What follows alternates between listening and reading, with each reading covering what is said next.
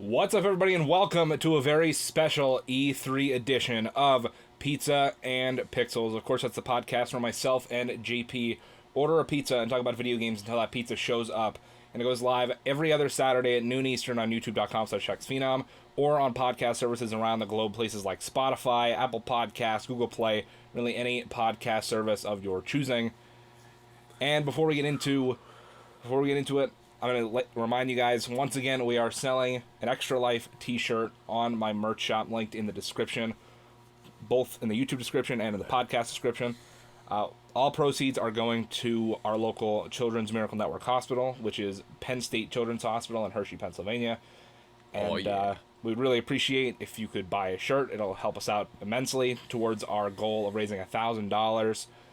But if you can't, then we'll also have the link to just donate directly down in the description. If you can only give $1 or whatever, any amount helps. 50 cents. But thank you for considering helping us reach our goal. But with that being said, before we get into all the E3 news, JP. Oh, God. We got to order the pizza. Oh, shit. Okay, shit. Let's do it. Well, fortunately, Domino's is the only option right now, so we hope they will not fail us this time, because our Domino's could be pretty damn bad. Yeah. I love Domino's, but our Domino's could really screw it up good. I'm 10 points away from a free pizza. Nice. Just in case anybody wanted to know that. All right, so dinner bell. Yeah, but there's a ton of E3 news we're going to be going over. We're going to be going through all the announcements from all the different conferences. It's a question mark because the symbol's unknown. Oh, yeah. It just says, instead of the hyphen, it just goes, Josh, question mark, S. Yep. Josh, this is your place. Okay. Now we want to order now. Coupons. As Mr. Boss Cubs used to say, coupons. Oh, man, that cheesy bread always looks good. All right, well, you know. I'm not going to lie, though, just like... Well, we're going to do our normal. I don't know how much you kept up with E3. I watched just about all the press conferences. I skimmed the IGN app and I watched some YouTube videos heavily and tried to scour a bunch of stuff. I'm sure I'm going to miss a few things, but yeah. In terms of what interested me, I think I have a good amount. Well, we're going to be going through pretty much everything. But, I don't know, to me, like... I'm so getting the cheesy bread. it was a really weird E3. Like, there was... It wasn't the best, but it wasn't the worst. There was put it cool that way. games that were announced and shown off and stuff, but, like, I feel like the exciting games that were announced were only announced with, like, CG trailers, and they didn't show any gameplay. Here you go, sir. And then pizza. I'm gonna get some cheesy bread because nom nom nom nom. That's what's up. Yeah, like he was saying, it was interesting, and at the same point, like there were mark out moments that I had, but then there were mark out moments I had, but then I wasn't as excited when I found out what exactly it was.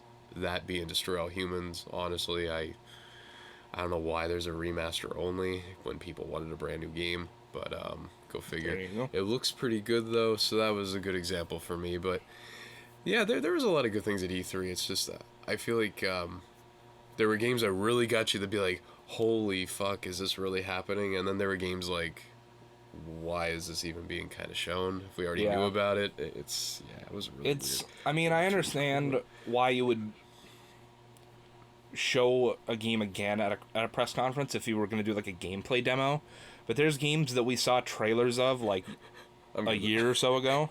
I'm caving. I'm getting the chocolate lava crunch cakes. It's been a while. Domino's, don't let me down now. Don't let Jip down. Please don't. Please. But, like,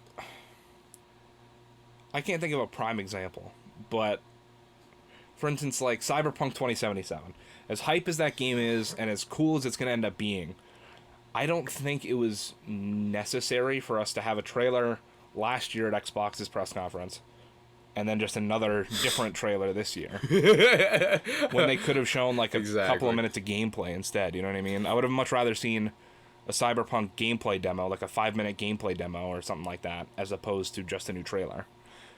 Granted, the hype that came from the announcement that Keanu Reeves is in Cyberpunk 2077 honestly was cool. To tell you the truth, that's the only thing I really gave a shit about what that game was. Keanu Reeves. Let's be honest here. Keanu Reeves, 10 out of fucking 10. Straight up, realistic. That's the best part of the game. The other part of the game, I don't know. I wasn't too. But Keanu Reeves, though, when he popped on the screen, I nearly lost my shit. It sounds cool. Admittedly, I know they,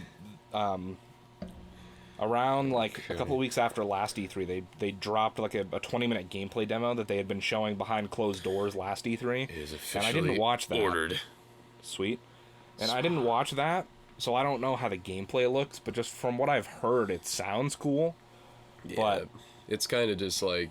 I wish they would have shown gameplay at the Xbox press conference. I gotta admit though that trailer, it was 10 out of 10 Keanu Reeves, but man, I think Keanu Reeves needs to be in more video games. Did you kind of get that impression when you saw that? You're like, yeah. I think he could be a really cool character in other games too. Because see, the thing is like celebrities in games always goes one of two ways, and it seems to never go in between that. It's always either amazing or fucking horrible. You mean all right? So and it's like never in between. I'm assuming this could be like Keanu Reeves versus Ronda Rousey on different ends of the scale. Because, I mean, if it works out, I mean, the best collabs in general, whether it's celebrities or not, as long as people are, like, really into the project and they're going to, like, give it their all and they really dig it. But you can tell Keanu Reeves is a really cool guy. So, yeah. You can tell it's going to be good. Now, Ronda Rousey doing her voice acting in Mortal Kombat. That was so bad, dude. That was so bad. I actually got to hear some of the audio. I went on YouTube during E3 to look it up, dude, and it was horrendous. It's so bad. So, I feel Tyler on his comments from the stream that we had the other day. Yeah. Cyberpunk. But before we hop right into the press conferences, this is something that is me and JP are incredibly excited about. And it did come out of E3, so it's not like we're going against the theme of the episode. We're not going against the grain. But we're talking about Crash Team Racing Nitro Fueled. Yes. And we're talking about the announcement of their free DLC seasons that they're planning on bringing post-launch to the game. I'm so pumped, man. Activision finally got rid of their greed. Completely 100% free. 100% free. Spyro Grand Prix. Things will be unlocked via challenges. And then there'll also be with new tracks, new characters to be unlocked, new carts, new skins, new paint jobs. I'm so ready. A ton of stuff. Have I said I'm ready? Oh, you might have. I don't know. Well, I'm ready. What, you want to know what I'm really ready for? Let's not beat around the bush here. Spyro the Dragon is going to be in CTR. Spyro is one of the confirmed DLC seasons. They confirmed 3 so far. So ready. Thank you, Activision. The first one is the Nitro Tour Grand Prix. It comes with a new track called Twilight Tour. Is that? Oh my god, wow. I actually didn't even notice the first thing there. That's cool. Which is based on, the aesthetic is based on the Hang 'em High level from Crash 3 and the, what is that one? That's Cortex Tomb or something like that?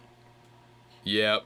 Is it Tomb Waiter? Yeah, I think it's Tomb Waiter. Like those levels combined is like the visual aesthetic for that. So we're getting brand new levels that have never been imagined in this series, on top of 2 games in 1. That is fan-fucking-tastic. There's also new challenges that are coming, which are used to unlock some of the items. Yeah. Okay, cool. That's what I thought. And then there's new skins, carts, stickers, and paint jobs, and then in that first DLC season, there is 5 new characters. So there's Tana, Megumi, Amy, Liz, and Isabella. And if you don't know who those are the trophy girls from the original CTR. So this game... And of course, Tana was previously only ever in the original Crash Bandicoot. And then she was apparently too sexy to be in the other games. That was the reason why you haven't seen her since then. Then we have the Back End Time Grand Prix, which comes with the Prehistoric Playground track, which is from Crash Tag Team Racing. My god. A whole new set of challenges, new skins, carts, stickers, paint jobs, and 3 characters in that pack, and that's going to be Baby T from the T-Rex. The T-Rex from Crash Warped, as well as Baby Crash and Baby Coco. And then the only details we have for the last Grand Prix is just Spyro Grand Prix, and it's just a picture of Spyro. But that's enough. But that's enough. That's more than enough to get us hyped. That's enough to get my motor running. So even if it's just the character of Spyro, I'll be more than happy. But if there's like a Spyro themed track, that'd be fucking insane. Honestly, I think they're keeping it a secret because I think we could all really assume what they're gonna do. They're just gonna make all Spyro themed. I really think the pack characters are gonna be the villains and Spyro. Personally, That'd be cool. I feel like it'll be Ripto, it'll be Nasty Nork, Spyro. Obviously, he'll be in there. Imagine if he wasn't. Yeah, it's Spyro Grand Prix. Where's Spyro? He's not in it. It's like, oh, I feel like we'll just get all the villains or stuff like that. So for free, that is literally like a $25 season pass right there. But it's free. But that's the best part. But it's free, and free is totally for me and for you too. I know they said that if for whatever reason during like the Grand Prix season, if you don't finish the challenges that unlock certain rewards, those rewards will be moved over to like the item shop, which you can buy with in-game coins, which you earn from racing. So that means if you can't do it in the challenges, you could just race pretty damn hard and get some coin, and you could go to the store. And then it also says more seasons to be announced. So honestly, seems like they're planning on supporting this game for quite a while. Oh man. Let's be real here. This is like the king of remasters. Like, this is like the measuring stick for how a remaster really should be made. And I believe they announced that I feel like the first Grand Prix hits on July 3rd, so 2 weeks after the game comes out. Damn. Like, I have a feeling what's going to happen with this game is past this first season, or seasons, whatever they want to call them. I feel like what they're going to do is they're going to dip more into Crash Nitro Kart's universe for the second season. And then with the third season, they might do Crash Tag Team Racing and start picking like Nina Cortex and stuff like that. I feel like they're going to go that route because it'll just mend the universe together. Yeah. I'm ready. I am ready. And that was E3 coverage, so we could definitely talk about that and geek over like we just Exactly. did. This was announced on the first day of E3, I believe. But yeah, so we're incredibly excited about that, of course. JP and I are going to be doing a adventure mode playthrough of Crash Team Racing Nitro Fueled when it launches. The addiction is going to be so real. I don't know what I'm going to do. And I'm sure on launch night, right when the game goes live, I'll be live streaming it, doing something, and I'm sure I'll be playing it at tons of other points throughout the upcoming months and you can and expect years and this stuff. game to be a featured. And I'm sure we'll play it at some point on the Extra Life stream as well. So. And hey, we'll have episodes just for the Grand Prix, I'm sure. You name it, I'm sure. Definitely. Or you might solo, who knows. It's going to be a good plethora of content. But with that being said, we know that not everyone's excited about that. So, let's get into all of the E3 coverage. We're going to start... Let's just start with EA, because they were the first ones to go. Granted, they didn't really do a proper press conference. So this will be the shortest one to talk about as well. It was quite different, but yeah, they just kind of had a. To me, the only real reason to watch this was for Star Wars Jedi Fallen Order. Exactly. Which, oddly enough, is the first thing up, and it's the first thing they showed.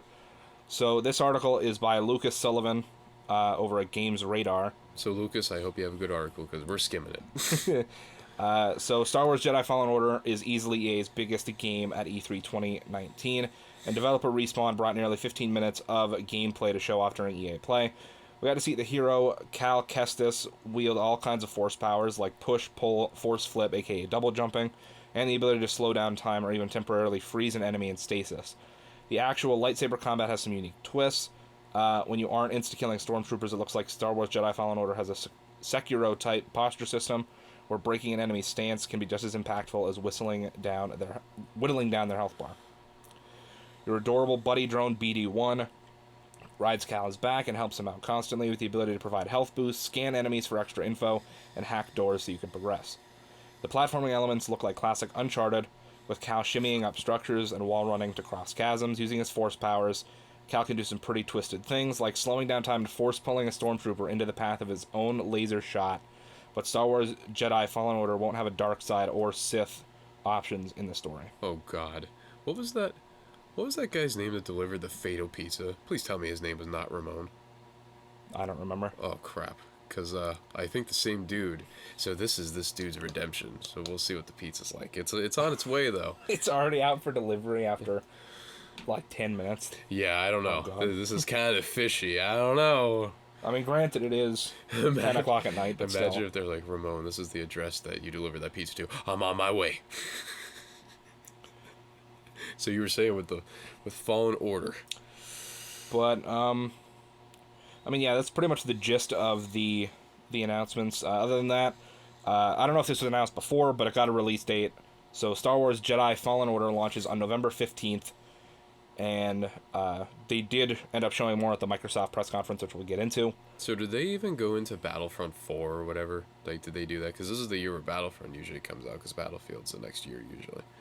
No, there's no more. They didn't announce any other Star Wars game other than this one. Yeah, that's probably. I think it'd be smart for them to stay lay away. low, Yeah, or to literally just not make another one at all. Because they should just stop with that. If they're gonna make another Battlefront game, they should just remaster the ones that people love and do nothing else to it. But we all know EA. They're not gonna do that. Exactly right. Okay, so I guess they picked a good idea. But yeah, so I don't know if you watched the gameplay of this, but it actually looks really, really cool. I've seen probably about like 2 minutes worth of gameplay. I'm not too into the kind of games like that. It looked great though, so I just checked it out. To me, it kind of reminded me of a weird mix of like the newest God of War game and Uncharted. So it's definitely an interesting mixture. Obviously, with with the Star Wars lore and the Force and stuff. Exactly right. But yeah, one of the coolest things during the gameplay demo was that you could like. They did it a couple of different times, but one of the coolest things was a stormtrooper shot. Well, I just read it, but it's still cool. The stormtrooper shot out a laser from his blaster, and then the main character slowed down time and force pulled the stormtrooper into the laser that was suspended in midair, and that's how the stormtrooper died. I was like, that's so fucking cool. That was absolutely insane. But yeah, not much else to say about it. I'm not sure if I'm going to be picking it up right away. Maybe I'll wait till it goes on sale, but I'm sure I'll watch my friend stream it or him if he gets it. Maybe, who knows, maybe we'll do a playthrough of it or something. Regardless, like I said, launches November 15th.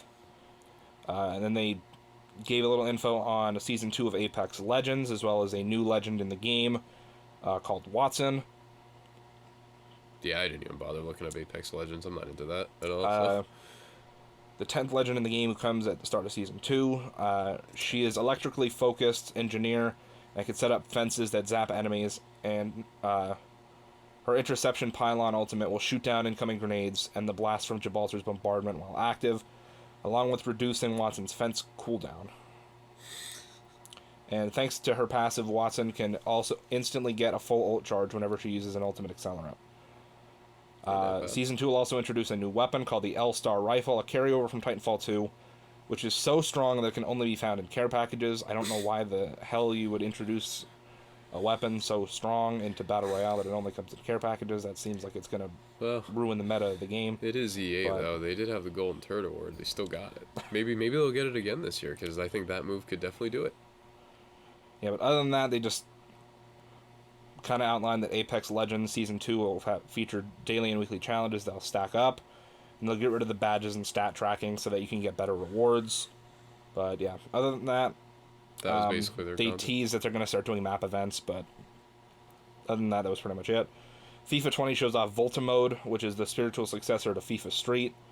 FIFA 20 was confirmed with a ton of new features, the most exciting of which is FIFA 20 Volta Football, a new mode that's basically the reincarnation of FIFA Street. Football. And lets men and women play together for the first time. Volta's urban vision of the beautiful game takes place all over the world, including rooftops in Tokyo, a London cage, or an underpass in Amsterdam. You can play 3v3, 4v4, or 5v5 with the option to forego goalkeepers and play with or against the pros.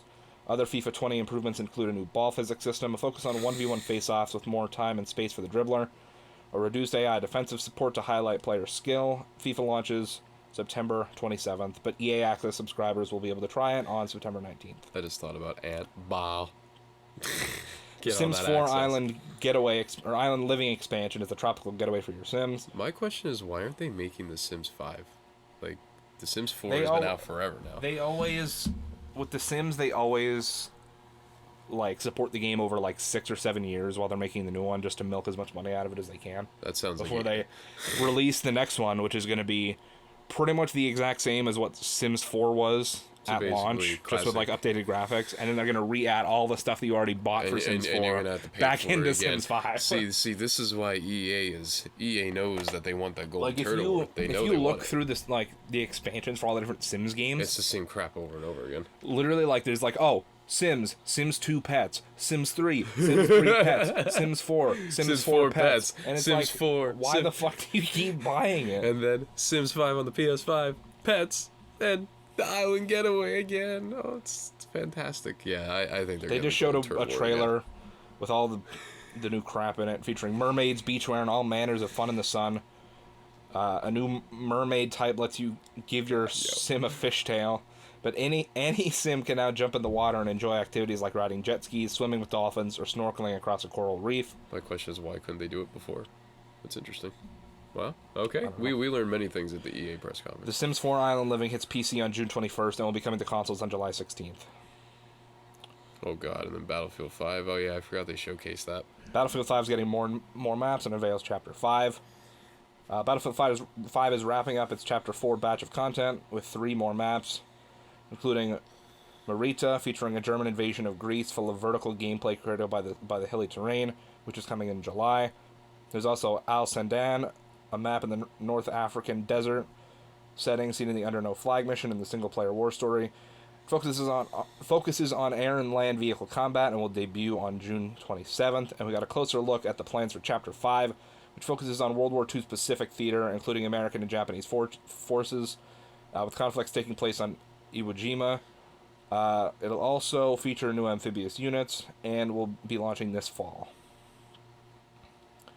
They also announced they're going to be increasing the max rank from level 50 to level 500, and private servers, which will be available for testing sometime in September. Madden NFL 20 put a huge focus on run-pass options being added to their playbook this year, as well as a scenario engine which creates dynamic challenges to help your players and their ratings improve in the single-player mode, now called the face of the franchise. Superstar X Factor abilities are being added for the best players in the league, with constant updates based on real-world stats. There will be a brief Madden 20 closed beta from June 15th to the 17th. Face of the franchise. We could be. So really, the only thing exciting from that was Star Wars. I mean, I'm sure people are excited about Madden and are excited about FIFA, but in terms of something that the big deal, something that you weren't expecting, you know what I mean? Yeah, and I mean Battlefield 5 speaks for itself. I mean, DLC for Battlefield, DLC for Sims. Yeah, the next update for Apex. They're trying to even sell Battlefield 5 to more people. I don't know what they're gonna do with that game. I really don't. But that's EA. So next we'll go. So who are we going to now? We'll go Bethesda. I gotta admit, with Bethesda, I do like what I saw with Fallout 76's like Battle Royale and all that stuff they announced. That was cool. Hopefully something changes for them, because they definitely got to make up for it. Oh, they definitely do. They definitely do. This article is written by Chris Kohler over at Kotaku. Bring it on, Chris. Bring it on. All right, so these are just brief little snippets. I tried looking at the Ghostwire Tokyo thing, and I did not really understand what the hell was going on. Ghostwire Tokyo is the next game from Shinji Mikami's studio. Tango Gameworks, the creators of The Evil Within, are back with Bethesda again for a new kind of action-adventure game. That's a quote. It's not survival horror, they said. It takes place in Tokyo. We don't know much more about it. So yeah, it was basically just a CG trailer of some guy tiptoeing around Tokyo. Of some guy with like a hood tiptoeing around Tokyo and people just randomly disappearing. Yeah, I was just that was pretty much it. I was like, Deathloop, this game looks cool, but again, it was just a CG trailer. They didn't show gameplay. The folks behind Dishonored, which is Arcane Leon, have a new game with a quote mind-bending story and meticulously designed levels. Like Dishonored, it'll all be about playing the way you want. It seems like the story revolves around time loops, not much information besides a trailer. Doom Eternal is coming out on November 22nd, and this, quote, ultimate power fantasy, you'll go not only to hell but to heaven. That's interesting. also, it'll have a multiplayer mode called Battle Mode, which is 2-player controlled demons versus 1-player controlled Doom guy. And that's interesting. Going to apparently that'll be Doom. like the main multiplayer mode. Like there won't be like regular deathmatch or capture the flag or anything like that. Like that's the main multiplayer mode. But Doom Eternal, I mean, from what they actually did show gameplay, and it just basically looks like Doom 2016. Doom 2016. Turned up to 11. Fucking, I mean, that game already was All turned up to crazy 11. shit But already thrown in. Exactly. it's basically what you know and love from Doom 2016, but they added some They got more stuff coming light too. platforming puzzles. Like you can jump around and grab walls now and platform a little bit, which looks cool. I never finished Doom 2016, so I don't know if I'll be getting it. But I honestly only saw Matt play it. Man, he would definitely love that game if he was still here. But yeah, so I saw that reveal trailer. I was like, damn, he would definitely dig that. yeah. But, okay, so Fallout 76 is getting a new free update that will add NPCs. While Bethesda acknowledged that Fallout 76 had a rough launch, it's looking forward to the future, and a much-requested feature, a free new update called Wastelanders will add actual computer-controlled NPC characters with full dialogue trees and a new main quest. It will be out this fall. So they're basically doing the makeup, which is cool. And then they got the Battle Royale, of course. You can try Fallout 76 for free from June 10th to the 17th. By the time you guys hear this, you'll still have a couple days to try it out if you want for free. And then we'll also be getting a Battle Royale mode called Nuclear Winter, a 52-player Battle Royale mode born from the Fallout universe. That's actually kind of cool with Nuclear Winter is the name. I mean, it's Fallout, you know? So It'll I be think interesting. To the root, I think they're doing good. Granted, I didn't play Fallout 76, so I don't know how much it improves upon Fallout 4, but I don't think Fallout has good enough gunplay to actually have like a competitive PvP multiplayer mode, if that makes any sense. I mean, yeah, they're basically breaking new ground with 76 anyway. I mean, from the get-go, it was a different kind of game for sure. So I'm it sure should be the interesting people, to see the where they go. hardcore 76 players will be excited to have something new to try out, but I know Byers was telling me he definitely likes what they're doing so far with some of the stuff. So I'm like, hey, that's cool because he's a hardcore Fallout fan. yeah, I never was, so I never was either. I just liked watching people play it. So collecting their bottle caps, you know, all that good stuff. Another thing is, I don't know, during the Bethesda conference, I don't know if you watched any of it, I but saw there was skims of it. a couple of people in the crowd that were just cheering like obscenely loudly for every announcement. Like every single announcement. Like no matter what it was, like a mobile game they'd already announced that they were just like talking about for like 2 seconds, like in the middle of someone's sentence. Like this dude was just going insane. He was just, so he was basically like, okay, He was probably drunk. I'm gonna lay it to you. I'm gonna lay it to you now. All right, so for Elder Scrolls, we have Elder Scrolls Blades coming to Switch. Good old Switch. I mean, that's kind of cool. I'm glad to see I it. believe doing stuff like that. Elder Scrolls Blades is a mobile game, so they're porting a mobile game to the Switch. But it's a new Switch game, so Oh, it's a mobile game to the Switch. Well, that's gonna Yeah. be. I think that'll definitely work out due to the console. that'll be specs. free to play, cross-play, and cross-progression with the mobile version. So if you've already been playing on your phone, you can pick up where you left off on the Switch. The mobile version will get a new update tonight as in the time of the press Recording, conference, or the press conference, I should say. Yeah. The time of with a new recording. Dragon Quest line. Yeah. Elder Scrolls Online is getting a dungeon DLC adventure called Scalebreaker. People seemed pretty happy about this, is what it says. Elder Scrolls Legends next expansion will be available June 27th. It's called Moons of Elsewhere. And Bethesda is still, quote, hard at work on Elder Scrolls 6. And then the rest is Wolfenstein is going to have a big July. Wolfenstein Cyberpilot is a VR game coming this July. And will put you in the role of a hacker in the French Resistance. And Wolfenstein Youngblood is a co-op shooter in which you play as BJ Blazkowicz's twin daughters. And that comes July 26th. The id Software classic Commander Keen is back. Except it's a mobile game, so nobody really cares. There was a lot of mobile a classic games that Saturday moved morning into- cartoon and free-to-play mobile game form is what Bethesda said. It's a modern take on the very old id side-scroller starring both Billy Boy and Billy Girl. Billy Boy. The old-school Commander Keen. And therefore, canonically, the great-grandchildren of one B.J. Blazkowicz. So there we go. I don't know why there's so many mobile games. It's getting kind of like one that I really enjoyed was the Mario Kart one, which I believe is next month. I mean, there's a lot of Bethesda mobile games. It's crazy. announced like 3 or 4. Yeah, it's just like they like people were nonstop mobile games, and I'm like, is there really a demand That's just for that? Bethesda. And that's just Bethesda, you know. So I mean, obviously Mario Kart. I think everybody that loves Mario Kart will buy that, but Yeah. yeah, it's that was one thing I noticed with E3. A lot of mobile games. Rage 2 is getting a new expansion called Rise of the Ghosts. It'll be out later this year. Bethesda's introducing new software technology for game streaming called Orion. It's a software developed by id and implemented at the game engine level that lets games stream with much lower latency. It's supposed to help players stream games at max settings, even if your family is sucking up all the bandwidth. Whoa, Or if you live crap. far away from a data center, you'll be able to test it out by joining the Doom Slayers Club.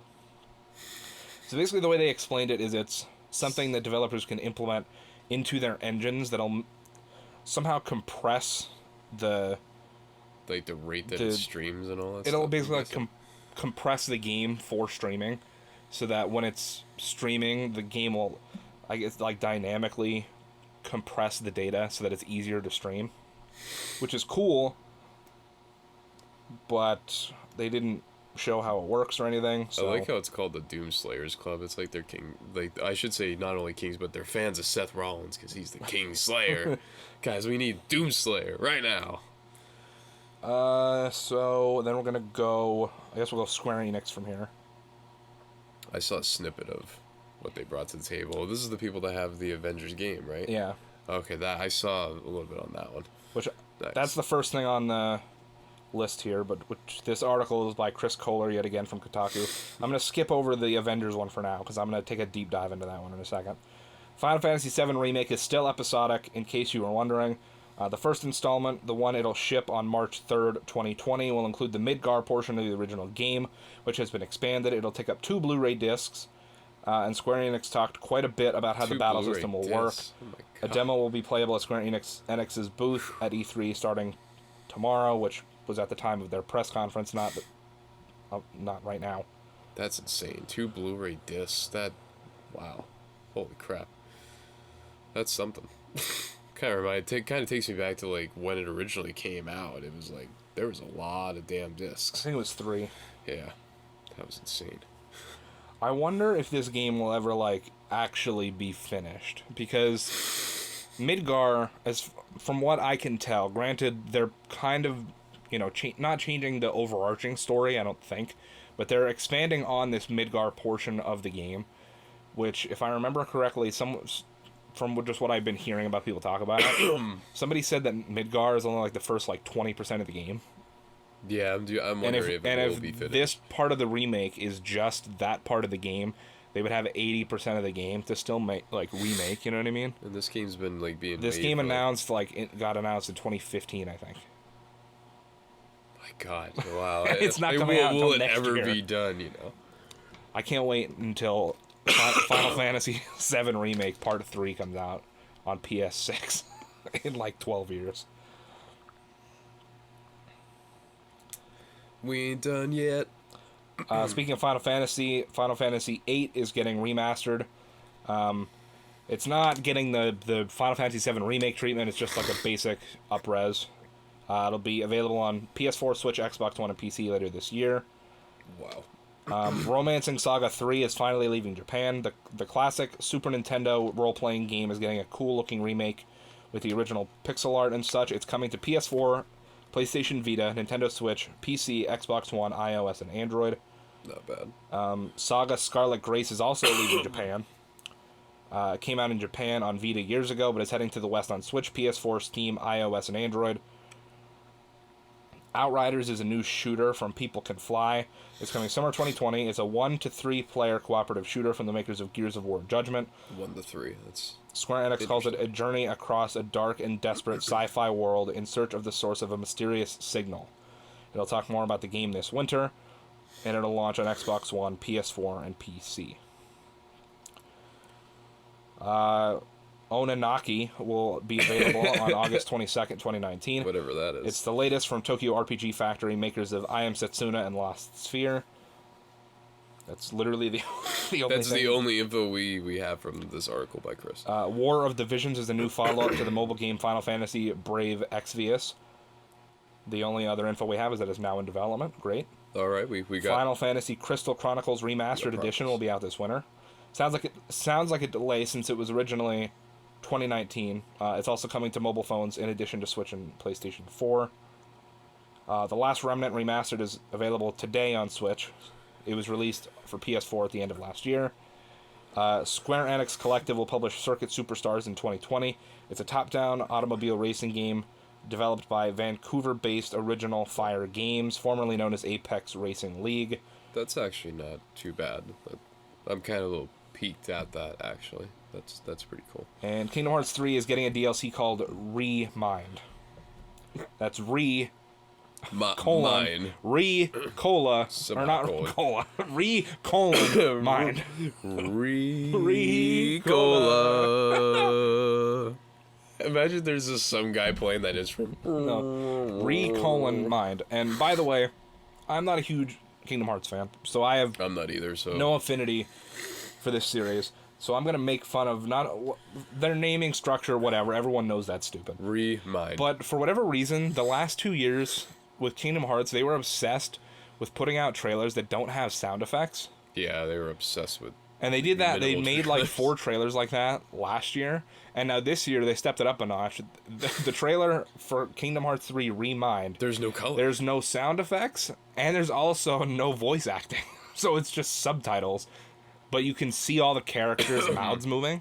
So it's just subtitles and music, and that's it. So it's like an oldies 50s cartoon where Mickey Mouse talks, and then the screen just has text, and then it goes back. Pretty much, yeah. Wow.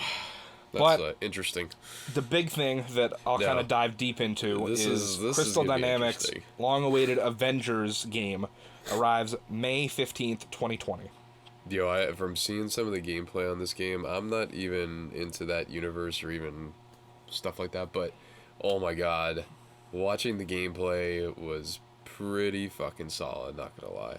I'm pretty excited for the fans. Granted, there wasn't much gameplay in the trailer they showed, but it was confirmed later on by people who got to see a behind-closed-doors demo that there was a little bit of gameplay sprinkled throughout that trailer. But the article says you'll be able to play as 5 characters: Captain America, Thor, Hulk, Black Widow, and Iron Man. Yeah. They do not look like they do in the movies. Troy Baker plays Bruce Banner. Nolan North plays Tony Stark. Nolan North. And then there's Laura Bailey as Black Widow. Doesn't say the rest of the voice actors for some reason. Well, they are in the game. We don't know who voice acts them, but Nolan North is I know there. Travis Willingham is Thor, but I don't remember the person who's Captain America.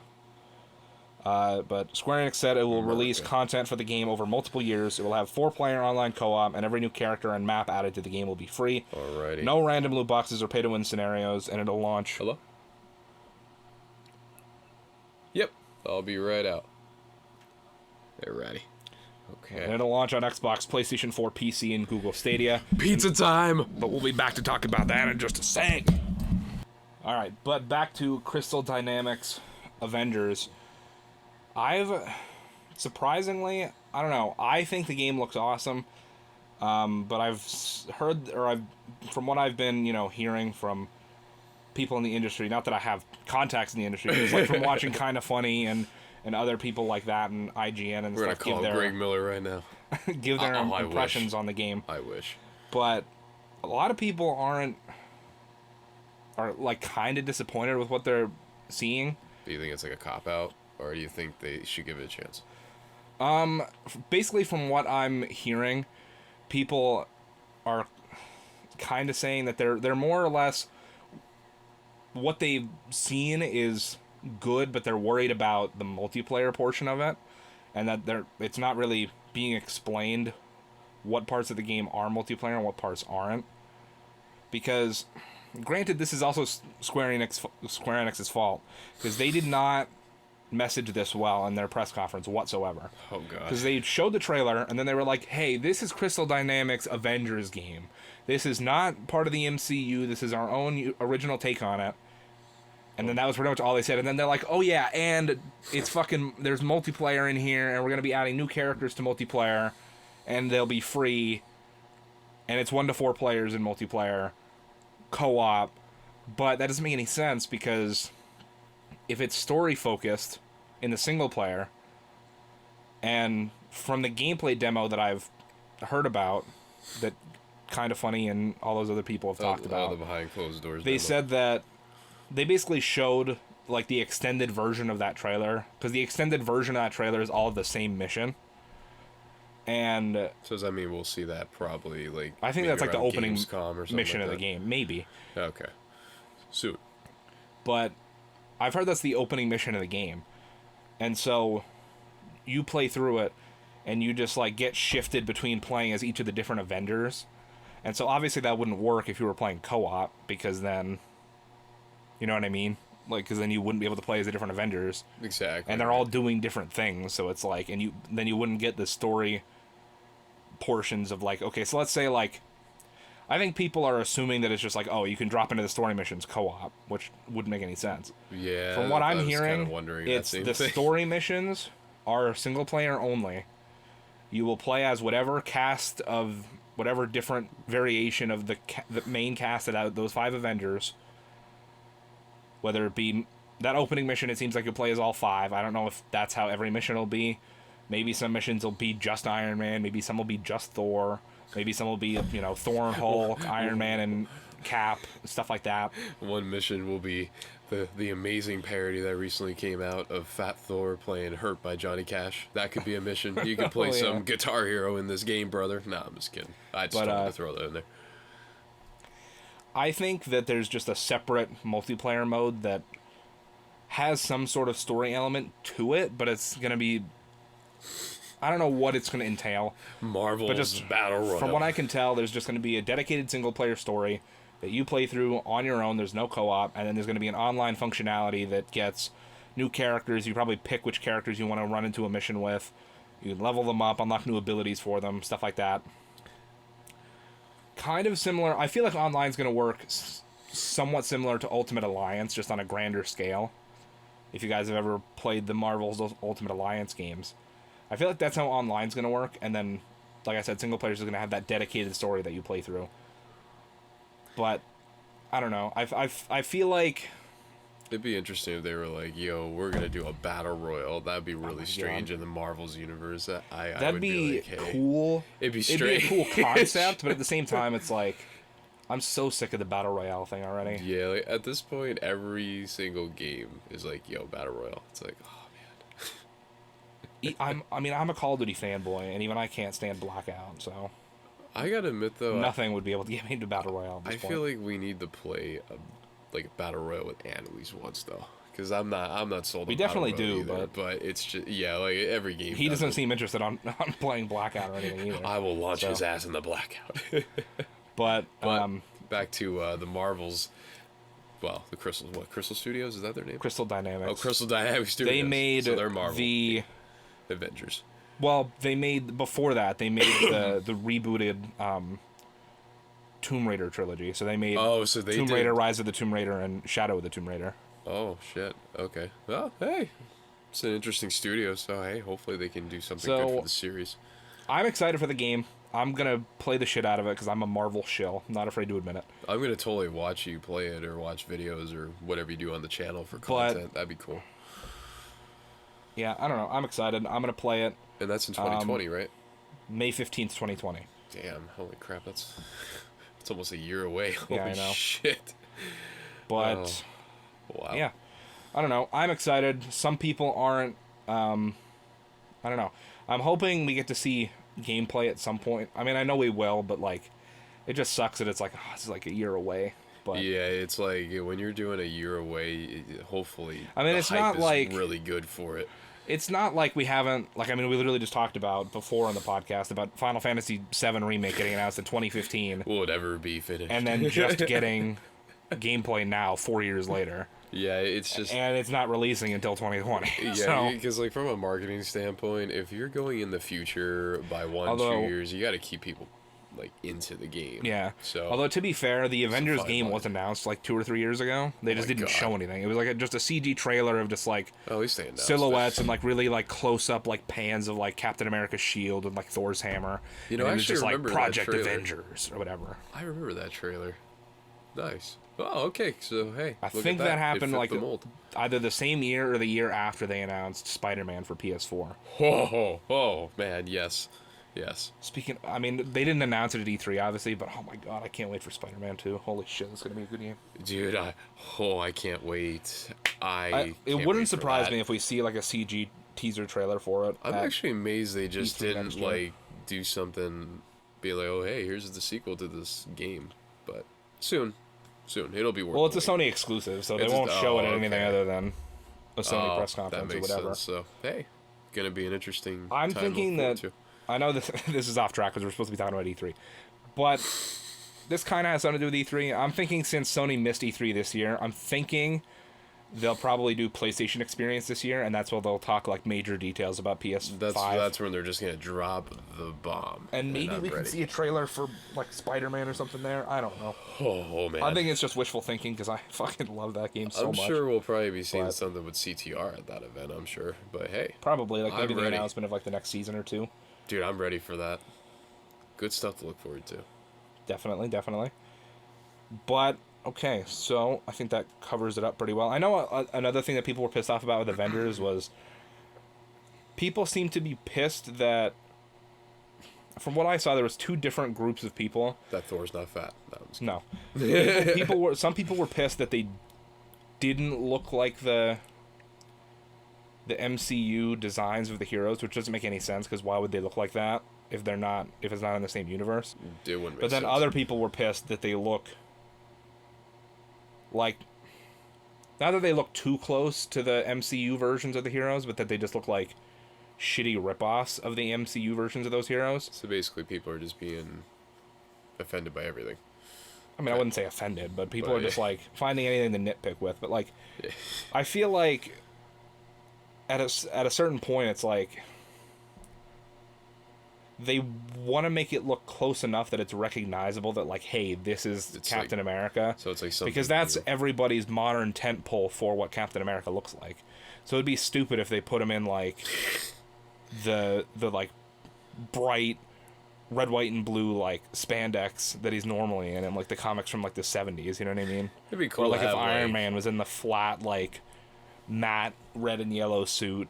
Or, like, you know what I mean? Like, it would just look stupid. I feel like maybe they'll do, like, DLC, like, outfits for them of that. Oh, I'm sure there will, in the base but... game, yeah, I think people are just going a little nitpicky with it.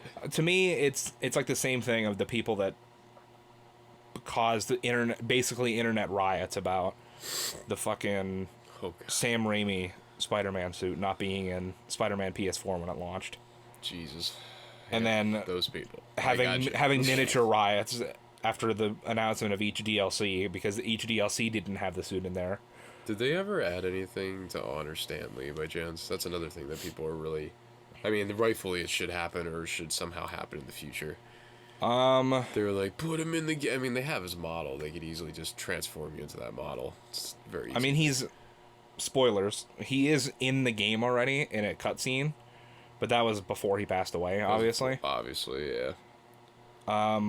I mean, they might have updated like the credits to say like "Thank you, Stan Lee" or like in memoriam or something like that. But I don't know. I haven't beaten the game since it came out. But Spider-Man, the Stan Lee DLC. That would be. It wouldn't surprise me if they have like an in memoriam in like something. in the credits of the second one or something. Exactly. It's gonna be pretty huge, I'm sure. But we're gonna go to Nintendo. This one is by Lucas Sullivan again on Games Radar. Nintendo, we've got Animal Crossing New Horizons delayed to 2020, but it sure looks lovely.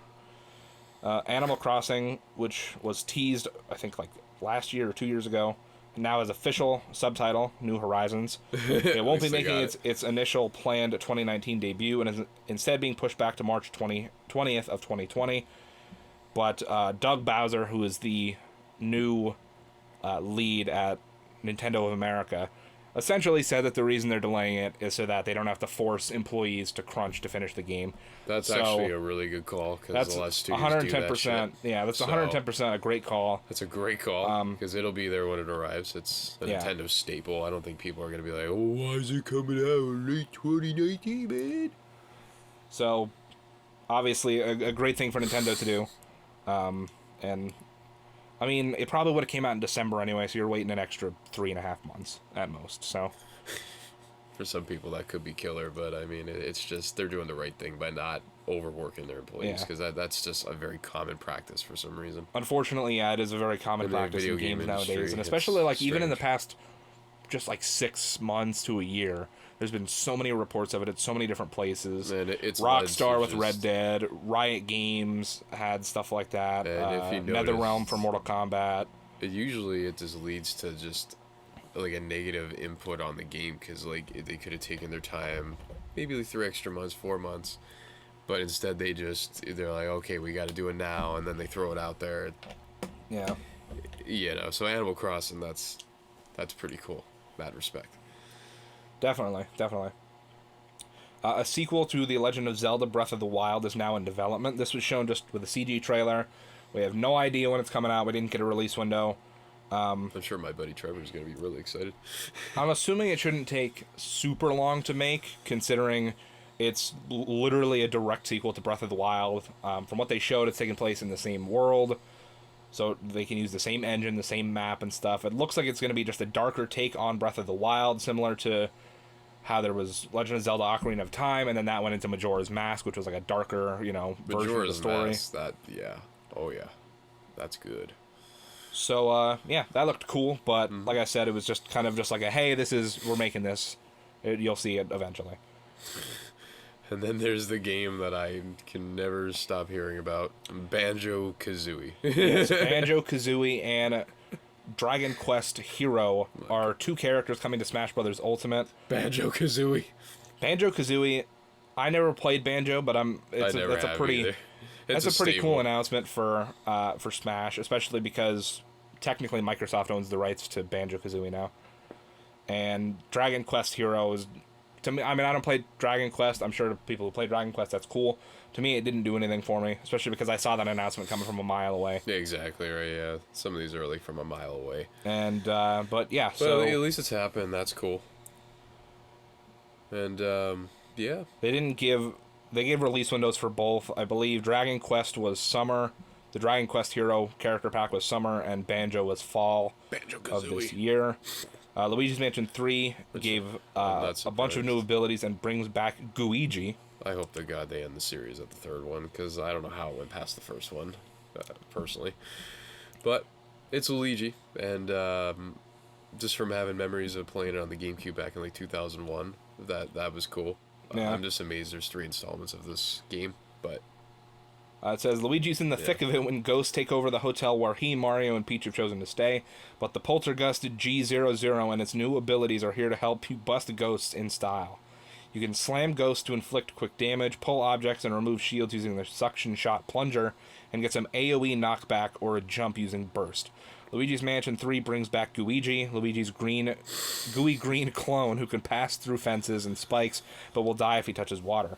You can also recruit Gooigi for some 2-player co-op using a Joy-Con controller. There's also a new multiplayer mode called the Scare Scraper, which supports 8 players in local or online play as you rush to rescue Toads. As a huge group of Luigis. We still don't know an exact release date, but Luigi's Mansion 3 is coming in 2019.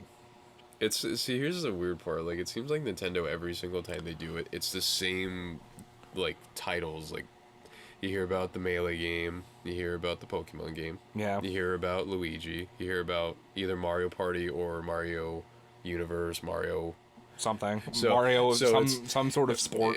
Some sort of sport, and, that's why I never really paid that much attention to a lot of those shows. I just watched it. I mean, the thing is, though, is that it's kind of like if it ain't broke, don't fix it thing. Because they sell so goddamn much every single time.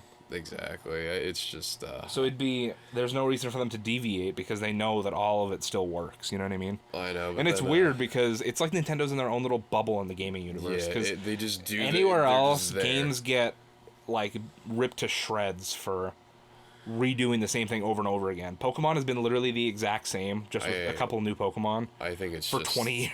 Honestly, to tell you the truth, Nintendo's money is honestly the family demographic. If they went anywhere outside of that, they would be ripped to shreds. But you know what they say, though? When you go to the well too much, it'll be dry. So... and we'll see. Nintendo's been going back to the same wells for 20-some years. 25 years of the same stuff. So we'll see in the future. But yeah, it's always cool to see this Speaking of which, Pokemon Sword and Shield got some new gameplay. There's some cues. We already knew that Pokemon Sword and Shield was set to release on November 15th, 2019. Nintendo shut off some new snippets of a battle against Water Gym Leader Nessa. Nintendo did share that the Pokeball Plus accessory will be compatible with Pokemon Sword and Shield, though you can't use it as a controller. You can take your favorite Pokemon out into the world with you inside the Pokeball, and something good might happen. Pokeball. Nintendo Switch has a ton of games at E3 2019. We got a big old sizzle reel featuring all the games Nintendo is showing off at E3. Let me guess. Including a long list of third-party games set for Switch.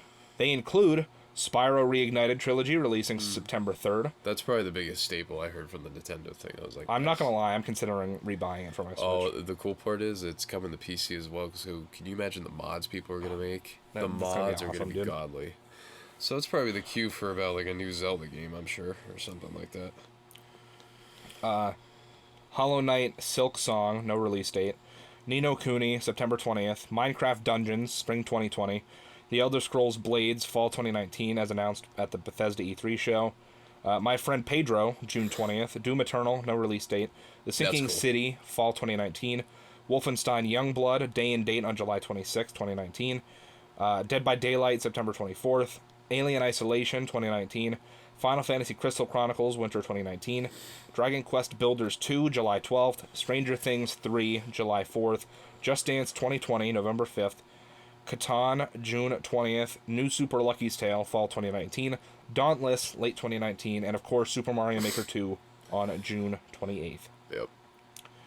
More announcements. The Legend of Zelda Link's Awakening remake on Switch showcasing new gameplay, including plenty of boss fights, fishing, shopping, and that pesky raccoon from the mysterious forest. We also got a new look at a new dungeon building mode made possible by a new character named Dampy, where we can brave Sounds like they love Bambi. new dungeons to earn rewards like additional fairy bottles. The Legend of Zelda Link's Awakening release date is set for September 20th, 2019. It's like, guys, I like Bambi. We need a new character.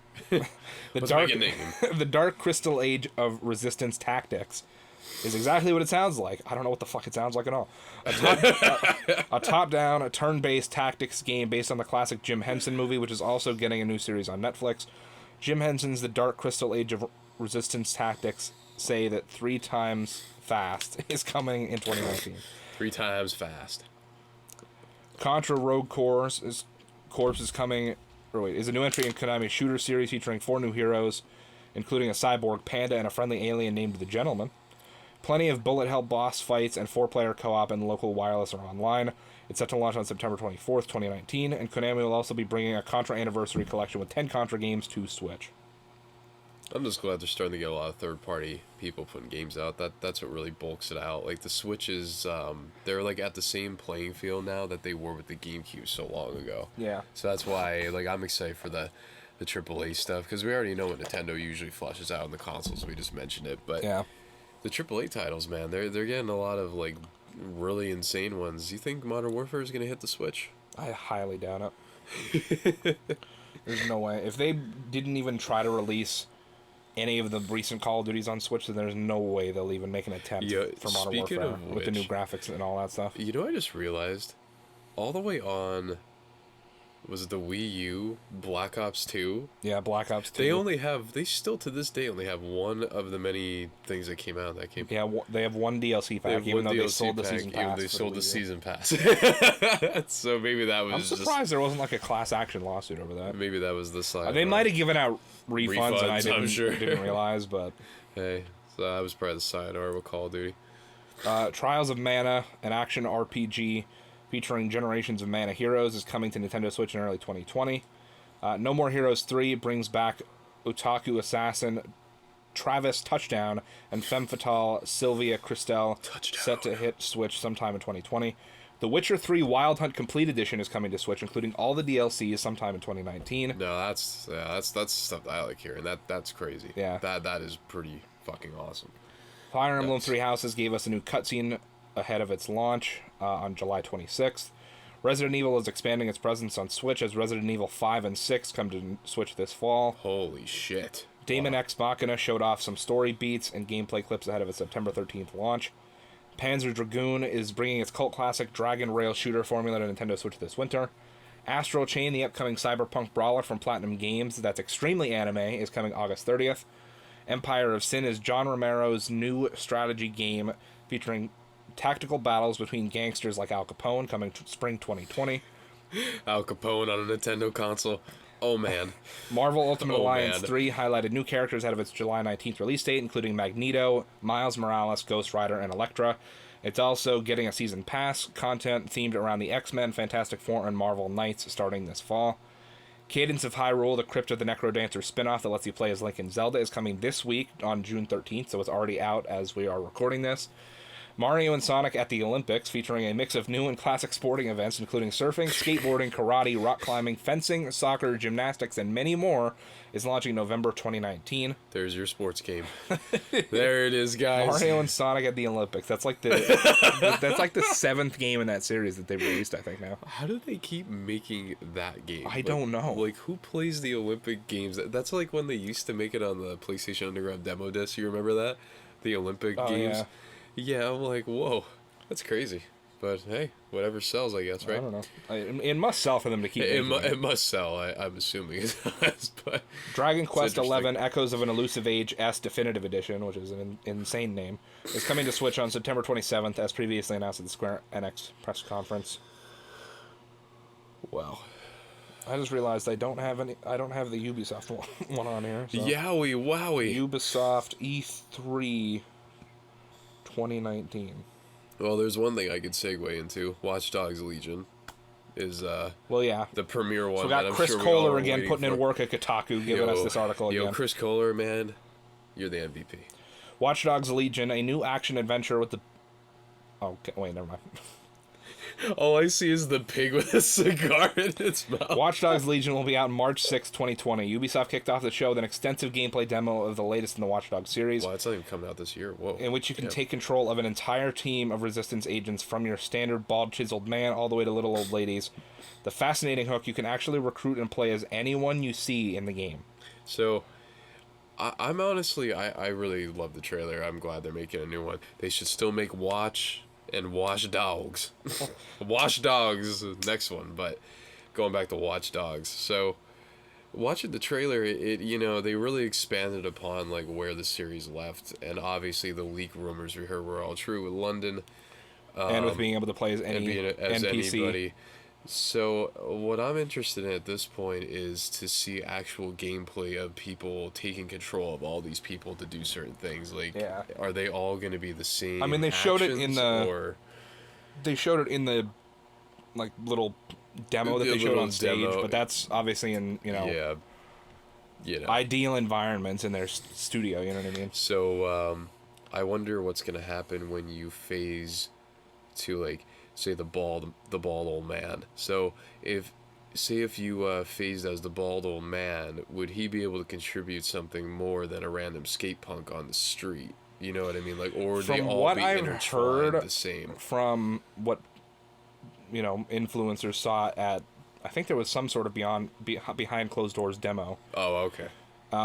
It sounds like that each person is going to have their own different set of skills and perks that they can bring to the team. Oh, okay. So cool. while maybe some, like if you're playing as an old lady, they're obviously not going to be able to run around and do parkour like a younger person would. Whereas the skate punk person would But they might be better go all around. at, like, they might be better with, like, Communicating dialogue. and So they might be better dialogue. with, like, trying to convince people to help them do something. Or they might be better with recruiting people.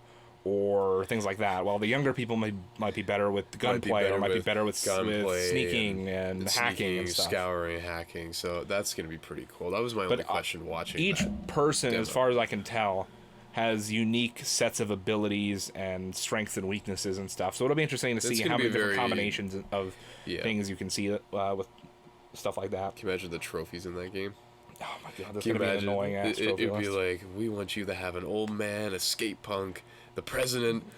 It's all on one team. I don't know why, but I just feel like it'd be...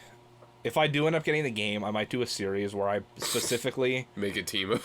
make a team of only old people and play the whole entire game that way. We need a team of a police officer, a skate punk, an old man, a butcher, and we need the bum. We need the dynamic duo, the Magic Five. The real Avengers. The real Avengers, the Magic Five, and not the Jackson Five. The Magic Five. The Magic Five. But I'm excited to see what the hell could happen possibility-wise. yeah. I don't know. I'm excited to hear more about it and see what's good with that game. But they still need to make Wash Dogs. Wash Dog. We saw a teaser of a beautiful new adventure game called Gods and Monsters. This is made by the people who made Assassin's Creed Odyssey. It's a storybook adventure about a forgotten hero on a quest to save the Greek gods. Nice. The art style looks very Breath of the Wild, which is of course the most recent Zelda game. So it just kind of looks like a Zelda ripoff, but with Greek mythology. So if you're into sewed that, if you're into that whole kind of groove, I think you'll probably enjoy that. Looks game. interesting. Doesn't look like the game for me, but Hey, it's something, right? Ubisoft is launching its own game subscription service called Uplay Plus. $15 a month gets you access to a library of over 100 Ubisoft games and all their DLC. It will include early access and new releases like Watch Dogs Legion. It will launch on September 3rd in 2020. So essentially, they're doing EA Access, essentially, but Ubisoft. Pretty much, yeah. Oh, okay. And it says in 2020 it'll be playable on Google Stadia. Oh boy. Ties into the last time we were talking about Google Stadia. There's a new game based on Roller Derby. Roller Champions is a skill-based team PvP sports game. You'll be able to play a pre-alpha demo for the next few days on PC, so it's probably over by the time you guys do this. It's probably over, most likely. Basically, what it looks like Rocket League, but on roller skates. On roller skates instead of with a car. So, if you ever dreamed of being a high roller, this is your time to just take what's yours. Rainbow Six Quarantine is the next Rainbow Six game. It essentially looks like it looks like Rainbow Six Siege, but with zombies. I don't know if any of you guys remember. What? There was like a limited time mode that came out for Rainbow Six Siege last year or something like that had like 3 zombies-based missions. I think that was kind of just testing the grounds for this game. I'm not gonna Because there's now a full game coming out called Rainbow Six Quarantine. Okay, so in early 2020. So I am a horror junkie and a zombies fiend, so most likely I will be keeping close tabs on this game because Rainbow Six is always a good series. I just couldn't really keep up with it. The interest for me wasn't there, and I went to Call of Duty and SOCOM and all that, but I think Rainbow Six Quarantine, I think that may be a very wholesome welcome for horror fans like me, and to get back into the series. I haven't seen it or paid attention to it for a while. Rainbow Six Vegas, though. Oh yeah, that's where it was. Yeah, I'll be interested to see how it is. I'm gonna wait for more gameplay, but oh god, guys, this is the game that we all want. The game we've all been waiting for. Here it is. You better be ready. Just Dance is still dancing, and so is the Wii. The latest game in the series, Just Dance 2020, is coming to Switch, PlayStation 4, Xbox One, Stadia, and the Wii. So, a Wii game in 2019. So in case you wanted to kick out the jams and call your mama, this is the time for everybody to dance and, The crazy thing to me is a Wii game the game needs to still be selling a lot of units, though, on Wii for them to keep making it for Wii. I don't even know what the hell they were thinking when they did that. But that's what I'm saying. Like, it has to still be selling a ton of units. If they're selling it for the Wii, they wouldn't just do it for no reason. Well, you know what I mean? When you think about it, the Wii has a huge install base. Yeah, and the Wii U. I'm sure casual gamers that don't care about who needs a PS4, who needs an Xbox One. I'll just stick with my Wii. That just play Just Dance. They're like, yeah, fuck it, I'll buy Just Dance 2020. So if you're back in time and can't get with it, this is if you still have a Wii and you have an upgrade to the Switch or PS4 or whatever, you could still. It's like a running meme in the running gaming community. Yeah, about when will they finally stop releasing Just Dance for the Wii? My question is, when are they going to stop releasing Just Dance? Like, at this point, I feel like technology evolved. It's such a bullshit thing, because it's it's exactly what they did essentially with Guitar Hero, where they started releasing them every year or every other year. It's like, well, Just Dance literally is every year. Yeah. But they could easily just update it and put new songs in, or do a Rock Band online thing where they just add songs piecemeal for DLC or something. Looking at Just Dance, it makes me think of a series that has fallen that would sell like hotcakes now. What if they made a new DDR game? Like, you know what I mean? Dance Dance Revolution. That would put Just Dance right out of business. That game was addicting, and I don't know how to dance. True, but I don't know. I mean, I don't know. I don't know who owns the rights to it, actually. That's a good question. I think it's Konami still. Damn. Well, Konami, you should go to war with Just Dance. That'd be kind of cool to see. who could dance the best. I don't know if people are like into peripheral-based games anymore though, because like, I mean, Just Dance on PS4, you need the PS4 camera for, but you're not going to go out and buy the camera just to get Just Dance. I mean, to be fair. Or like Xbox, you need Kinect. Switch, you have the Joy-Cons. The Wii, you have the Wiimotes already. My experience with But like DDR, you would need to buy like a pad for, you know what I mean? Yeah, either that or they could have like legacy pads, that'd be cool. But yeah, Just Dance, last time I played Just Dance years ago, like it would not register what the hell you were doing unless you went like that randomly and it was like, oh, you're dancing, okay. So I mean, that's interesting. That's just the thing with shake motion it up controls, to be honest with you. Gotta shake it up. The last time I played Just Dance this sounds so fucking this sounds so fucking stupid. But in my freshman year gym class, what? we had Just Dance in our fucking gym class. I am so and we were sorry. we were allowed, like as if it was some kind of fucking treat, to play it for the last like 15 minutes of class. I am so sorry they used Just Dance as a tool like that. Oh my And god. What? I think I played it like once or twice, just to fuck around. If I saw Just Dance in my gym class, I'd be like, just give me a badminton racket. I'm not playing Just Dance. That was a great segue. Wow. Yeah. In gym class. Huh. A new mobile strategy game called Tom Clancy's Elite Squad will bring characters from multiple Clancy franchises together. The mobiles continue. This was the biggest slap in the balls to... Yep. I just looked for a second. I knew exactly where it was going.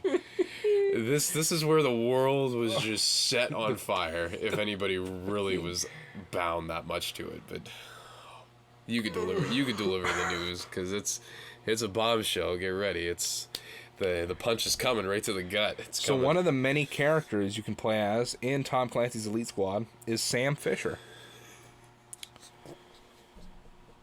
And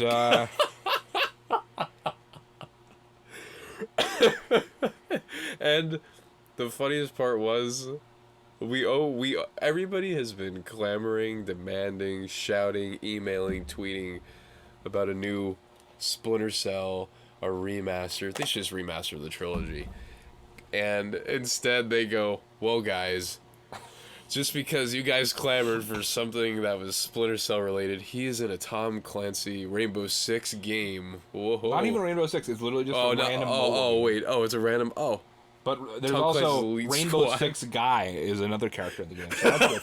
We have Sam Fisher and Rainbow Six Guy in this mobile game. So He doesn't even have a name. I think he does have a name. I just because I saw multiple Rainbow Six characters in the trailer. Rainbow Six Guy. I saw a couple of different operators from Rainbow Six Siege. Oh Jesus. Well, I think this guy is just being facetious because it's like really fucking Sam Fisher. Yeah. In a mobile game, we're not getting a new Splinter Cell. It's like seriously. Honestly, when they remaster Splinter Cell, they cannot do what Destroy All Humans did by just remastering one game when everybody is focused on something else. Like they need to do a new one with a remaster or a bundle of 3 or. Like, they have to please people. I mean, they slapped people in the balls last year, too, because they had... I just realized they had Sam Fisher in an expansion for Ghost Recon Wildlands. Oh, and they had Sam Fisher in a really bomb-ass Far Cry title, Far Cry New Dawn, where you can grab his suit and be Sam Fisher. But yet... It's such a slap in the balls, dude. Yet, like, they have to be teasing they to have something. To be teasing something. Like, if there's not a Splinter Cell game announced next year for, like, PS5 or something, people are going to be so fucking pissed. Imagine if they go, guys, we are selling we are no, not even selling. They're just like ending Splinter Cell. They're not selling it off. They're just never making another Splinter Cell game. Imagine if they do. And they just keep putting Sam Fisher in like every other game that they own. Imagine the next move they make. They go, guys, we know you've been clamoring for it. You could be Sam Fisher for Halloween. We now have Halloween outfits of Sam Fisher. And then people will be like, where's the new game? And they'll be like, wait, there's more. Guys. It's like, guys, don't worry about it. The new worry. Assassin's Creed game is coming out, and you can play as Sam Fisher in Assassin's Creed. And then they'll get on stage and be like, Watch Dogs Legions has been a remarkable game, but now it gets better because on your squad, you can have Sam Fisher and Rainbow Six Guy. Yeah! It's gonna be an ongoing joke. All seriousness though, if Ubisoft somehow watches this, you guys need to like make that remaster trilogy or something, or a new game. I would we prefer a want new it. game, but A new game remaster, as long as it's more than just the first game remastered or a reboot. You guys need to do something, because the Sam Fisher kick to the balls is getting kind of old now. It's been about what, a year and a half now they've been doing this, 2 years almost. Something like that. Yeah. The Division 2 will be free to play from June 13th through the 16th, which is already done. Well, actually, no, it's not done. By the time you guys see this, there'll only be 2 days left to it, but. So you can still get on that. They also outlined their update season a little bit. The first major update, DC Outskirts Expedition, will kick off in July with Episode 1, sending you to places like the National Zoo. Episode 2 in the fall will send you to the Pentagon, and Episode 3 will send you back to New York City in early 2020. One more Division news tidbit. The upcoming movie directed by David Leitch will be produced with Netflix. Assassin's Creed Odyssey is getting Story Creator and Discovery Tour modes. So that's cool. Rainbow Six Siege's next season, Operation Phantom Sight, is out tomorrow, so it's already out. For Honor has a new limited time event called Shadows of the Hitokiri. It's available this week. Adventure Time is the Cartoon Network show. The Cartoon Network show is crossing over with Brawlhalla. What in God's name? Adventure Time was like super popular like 3 years ago. Adventure Time But faded away. the show ended, didn't it? Didn't the show end like 2 years ago? It ended. So I this guess, doesn't make too much sense to me. I guess they're just not with it, and they're like, guys, it's Adventure Time. It's like that meme of just give him a new one. Steve Buscemi or whatever, where he's like, "How do you do, fellow kids?" or whatever. Oh, and it shows like that meme, like that they always go, "Looks great to me." They just show, guys, Adventure Time crossing with Bahala. Looks good to me. So, Jake, Finn, and Princess Bubblegum will be added to the game as playable characters, plus a new buddy match type where you can play 2 characters at once. The update's available today. They're playable for free until June 25th, and then will cost money. Okay, cool. Am I reading this right? It's Always Sunny in Philadelphia actors are working with Ubisoft on a TV comedy about video game development. This was by far the dumbest announcement at any press conference, because they announced a fucking... Danny DeVito! They announced a TV show.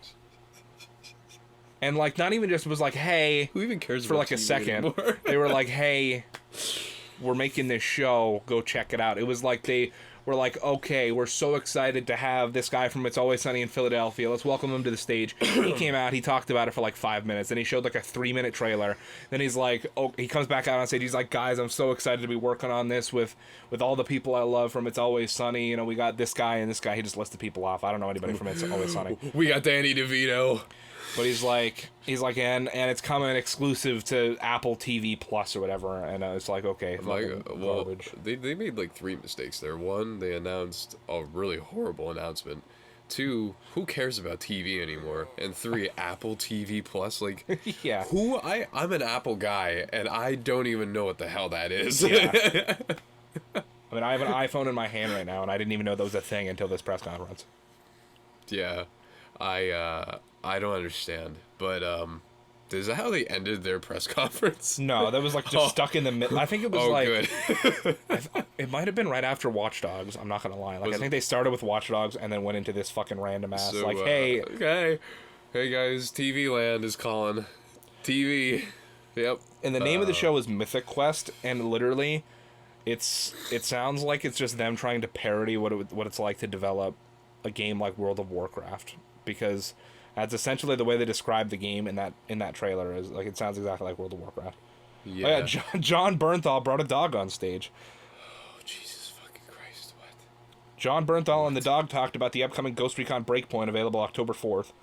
The game will include AI teammates for solo players as part of its post-launch plan. It'll also have an official community for Ghost Recon fans called Ghost Recon Delta Company.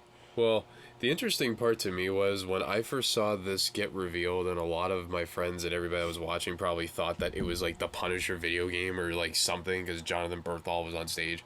And he's like, "Oh, here's my pooch. Here's this Bam Dam, I think his name was. Here's this recon game," and I'm like, come on, John. That game was already announced with him in it, so I don't understand. Like, a couple weeks ago, so I don't know why they brought him up on stage to talk about this stuff. So basically, Ubisoft. Can you imagine organizing the Ubisoft press conference? Imagine if they were like, "It's always sunny." To be fair, yeah, I don't know. I think Ubisoft's was the worst. EA was the worst technically, but there's also wasn't technically a press conference. EA just had like a hangout show. Didn't they? Weren't they at like a theater in LA or something like that? I forget the theater it was called, but they just it wasn't. I don't think it was a real theater. I think it was like they built something out in the parking lot. Out in the parking lot. They called it a thing. Maybe they should have called it the Golden Turd Theater. Here we are now at the Golden Turd Theater. So yeah, that was Ubisoft, and then we'll talk about the Kind of Funny Games showcase, because I forgot to talk about this last week.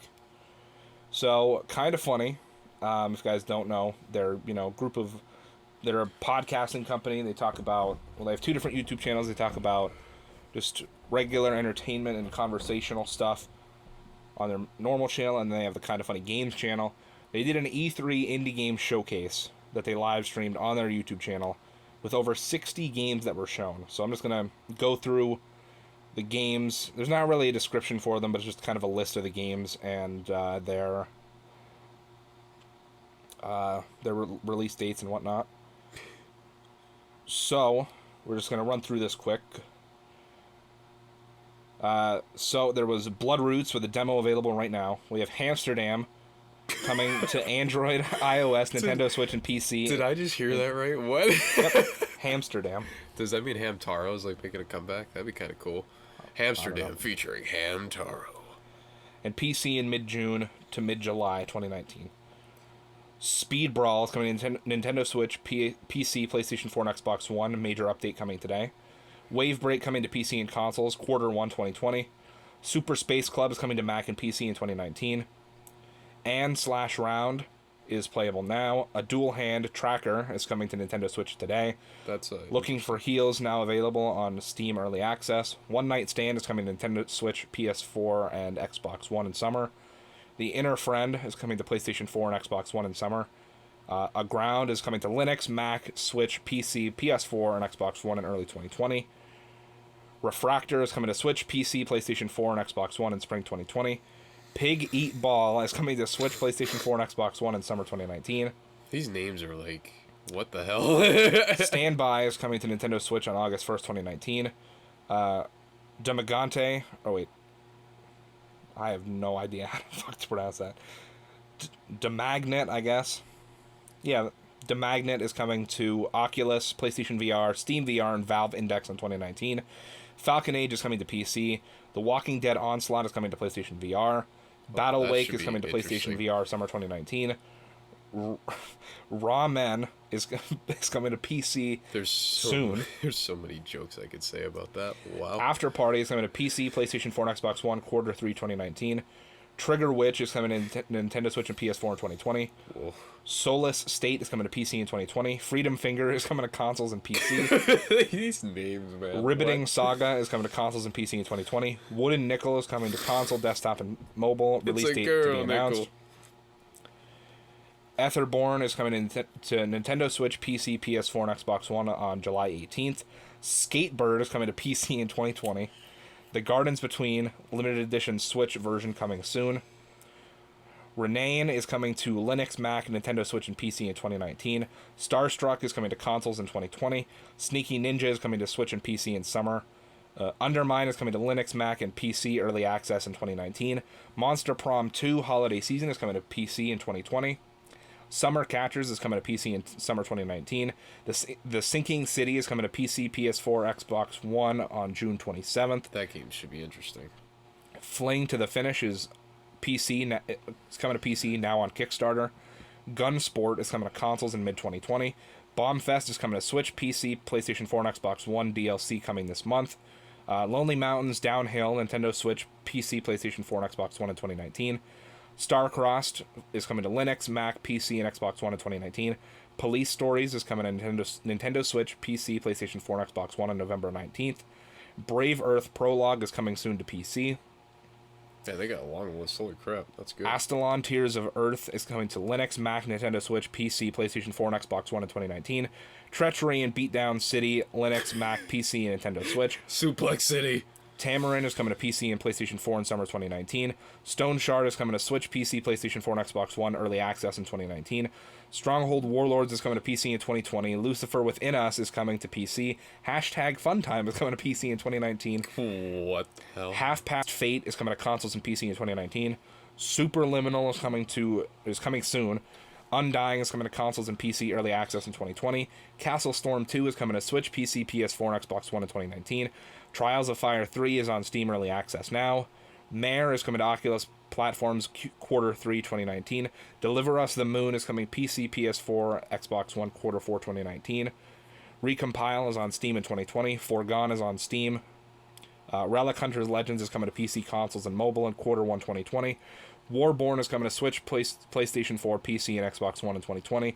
Lost Ember is coming to Nintendo Switch, PC, PlayStation 4, and Xbox One. And Adams Ascending is coming to Steam. Wow. So, obviously, me just reading through that list does justice to none of these games. So, I will link the Kinda Funny showcase. It's just like a Nintendo Direct style video. And you guys could definitely I'll link check it down out in the description. There's a couple of awesome games in there. I don't remember. I know Skatebird looked fun. It literally is like. I think you could get behind this, GP. It looks like Tony Hawk's Pro Skater kind of, except you're playing as So you're playing as a little bird. Is your character. So what you're telling me is this is Tony Hawk meets Angry Birds right here, in my. I mean, head. I don't know if the bird is angry. But it can be. so the bird is basically riding a tech deck around like a full-sized house. What? But you're doing like Tony Hawk style like combos and stuff. I might check out this. I think it'd be interesting. I might actually check it out. And honestly, I think the only other thing that I could really think that happened at E3 was Xbox announced their new console, which the name personally is the dumbest thing I've ever heard. That's not going to be the final name. It's just like how they. It's like when they initially announced the Xbox One X, they announced it as the Project Scorpio.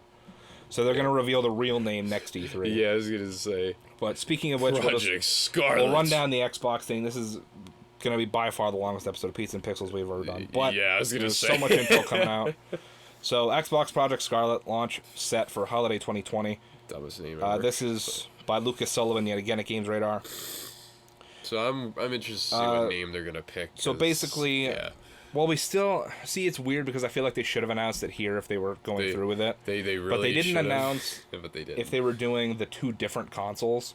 As of right now, we just know of Project Scarlet, but there is still those rumors circulating that we're gonna get the Xbox Anaconda, which is the more powerful one, which is the one they talked about in this press conference, which is now called Project Scarlet. There's way too. But then there was also the rumor of Project Lockhart, which is a less powerful one that's going to be cheaper. I hope to God they know what they're doing, because that's like oversaturated your market. Honestly, entirely. That's what I'm thinking. Like when you first launch a new console, I don't think there should be two completely different versions of the console. Like honestly, maybe like the most I could see is like how they did it with like the PS3. Like okay, granted the PS3's launch isn't a great thing to strive for because it was like $600. But the fact that it was like okay, both PS3s are the same, but one's 20 gigabytes, one's 60 gigabytes. Yeah, and then so if you did okay, so let's say like Project Scarlet. Okay, there's one that's 1 terabyte, there's one that's 2 terabytes. That's it, but they're the same console. You know what I mean? There shouldn't be. It's just because you know how confusing it's going to be to like, okay, Mom, I want you to go for Christmas. I want the Christmas list. I want the Xbox 2X, not the Xbox 2S. I want the 2X. The S is garbage. It's fucking trash. It's not as good. I hope to God they. But the Xbox 2X is the good one, the more powerful one. That's the one I want. Honestly, can you imagine how confused parents are going to be? They're just going to be like, oh, that one's cheaper. I'm getting that one for little Timmy. Yeah, it's going to get. Honestly, Microsoft's at the point now where they screwed themselves with names and everything because you had the Xbox 360, and they could have easily done the Xbox 720, but of course they had to go the Xbox One, which is the Xbox, and now do you think we're gonna get the Xbox 2, which was the 360? Like, I'm a little confused. I have no idea because the Xbox. I mean, granted, it's still confusing and stupid. But the name of the Xbox One was done because it was as they were building up to it when they first revealed it. It was meant to be the all-in-one entertainment box, and that's how it had live TV functionality and sports functionality and all this stupid bullshit that nobody cared about. And it epically failed. So Xbox 2 wouldn't make any sense. realistically. But what the fuck are they gonna call it? Honestly, they need to just do something simple that's catchy, like Xbox 720, Xbox 900. That'd be kind of cool. It honestly wouldn't surprise me if they did something happen. like just calling it the Xbox, like just Xbox. Like they're just like Xbox S and Xbox X. I can't even imagine how Xbox fanboys are gonna possibly defend these stupid name moves. Like, sure, we know The only other logical thing could be sure. Xbox 720, but I feel like that doesn't make any sense. They already screwed up the naming, so it's I like. don't know.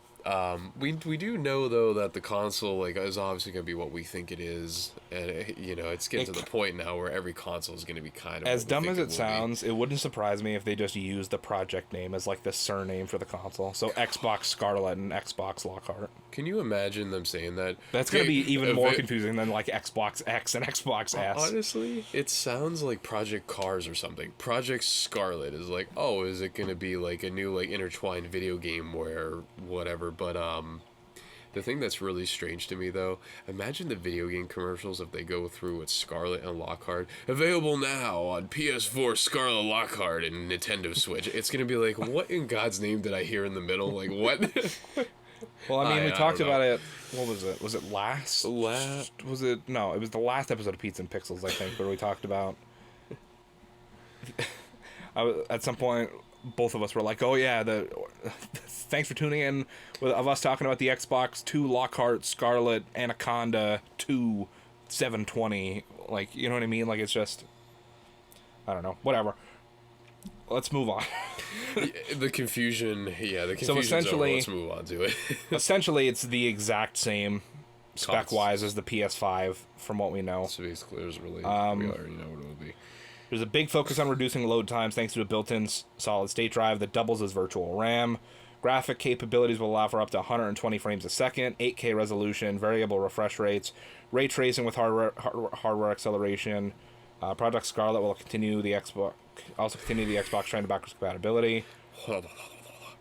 It literally, it's the exact same.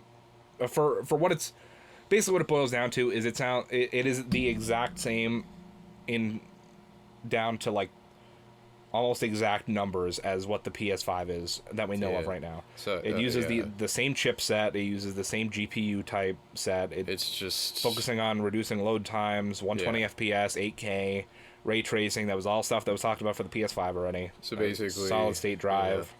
So for all the fanboys out there, really, although I did read a report that apparently that the PS5, I guess developers like that have dev kits right now are saying the PS5 is more powerful than the Xbox Anaconda Scarlet, Project Scarlet, whatever the fuck. Scorpio Lockhart bullshit, whatever the hell it is. Yeah. I'm not sure how significant it is, but honestly, it might. But if they're running on the same chipset, the only thing I could see it coming down to is maybe at that point is like the difference could be like either clock speed or how much RAM the console has. That would be the only thing that would affect performance outside of that stuff. You know what I mean? And honestly, like even if the PS5 and the Xbox, whatever the hell they decide to name it, or if the CPU has more cores, or the Xbox Unicorn Fairy Tale Land comes out, it seems like it's gonna be the same thing. But you could put the two consoles next to each other, and people will still argue like apples to oranges. So it's really, the same thing. Consoles basically. at some point, consoles at this point, when it comes down to is the exclusive games you like.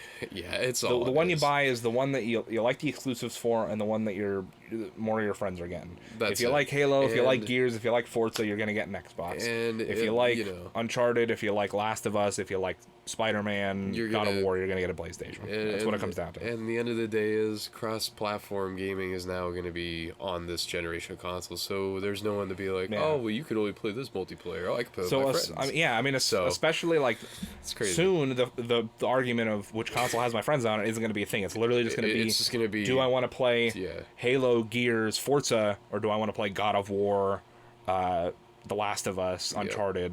Stuff like that. That's literally what and at the point that it is with people arguing, it's going to come down to who has no life practically to actually come up with these arguments that are going to be just delusional. So I can't wait to see those delusional arguments. All right, so we're just going to keep running down the Xbox press conference real quick. Halo Infinite will be a Project Scarlet launch game in 2020. They showed a cinematic trailer, didn't show any gameplay. I wish they would have showed gameplay. I'm not a Halo fan, but I feel like they showed a cinematic trailer last year, and they were like, hey, Halo, more coming next year. And nothing. And then we get to this year, it's just a different cinematic trailer. I wish they would have showed gameplay, but whatever. And now, Keanu Reeves, oh my god. Cyberpunk 2077 has a release date, and Keanu Reeves, OMG. That is the whole point of this 2077 is launching on April 16th, 2020, my 21st birthday. Hell Guys, yeah. Keanu Reeves Simulator. So it launches on my 21st birthday. I'll be knocking down a beer with Keanu Reeves. Woo! Yo, I'll be there. I'll be there because Keanu fucking Reeves. That's why I'll be there. And obviously, for your 21st. But Keanu Reeves. CD Projekt Red is one hell of a surprise in store for us. Keanu Reeves playing a part in the game and showing up on stage to announce the Cyberpunk 2077 release date. Reeves' character is still unnamed, which is false. His name is Johnny Silverhand, I believe. So yeah. Johnny Silverhand, huh? Yep. All right. Gears 5 reveals release date, escape mode, and a Terminator crossover, which is that's the second game that had a Terminator crossover. Or no, well, no, Gears was the first, but there was another game that had a a Terminator crossover on one of the other press conferences, and I don't remember what it is now. But it was really weird that the two different games had a Terminator crossover. I think it was in the Bethesda press conference? I don't remember. Some other game is getting a Terminator thing. Terminator. But after a freaky deaky trailer showing protagonist Kate struggling with a fractured mind, we learned that Gears 5 is launching September 10th, 2019. The Coalition's Rod Ferguson took to the stage to show off a new mode, Escape, a 3-player co-op mission to infiltrate a hive, Nest, plant a biotoxin bomb, and escape with your life. There's also an unexpected cameo in Gears 5. A Terminator exoskeleton will be showing up as a playable character. Oh my god, why? Xbox Game Pass Ultimate is a new tier for the subscription service. Xbox Game Pass Ultimate is for the players who want to play on their Xbox or PC at will, and it's launching alongside Xbox Game Pass for PC today. Xbox Game Pass for PC will offer over 100 games by August and cost $9.99 a month, or you can pay $14.99 for Game Pass Ultimate, which includes Game Pass for Xbox, Xbox Live Gold, and Game Pass for PC for $15 a month. To sweeten the deal, Batman Arkham Knight, Metro Exodus, Hollow Knight, and Borderlands The Handsome Collection are now a part of Xbox Game Pass as of today, and first-time subscribers can jump in for just $1. Damn right. There you go. Xbox Elite Wireless Controller Series 2 looks sleek. A new version of the Xbox Elite Wireless Controller is coming, called Series 2, and has tons of upgrades: adjustable tension joysticks, shorter hair trigger stops, wraparound rubber grips, support for multiple game profiles, Bluetooth connectivity, and a rechargeable battery with 40 hours of play per charge, and it's now available for pre-order for $180, which is almost the price of an Xbox One S. Holy fucking fuck. That's a lot of money.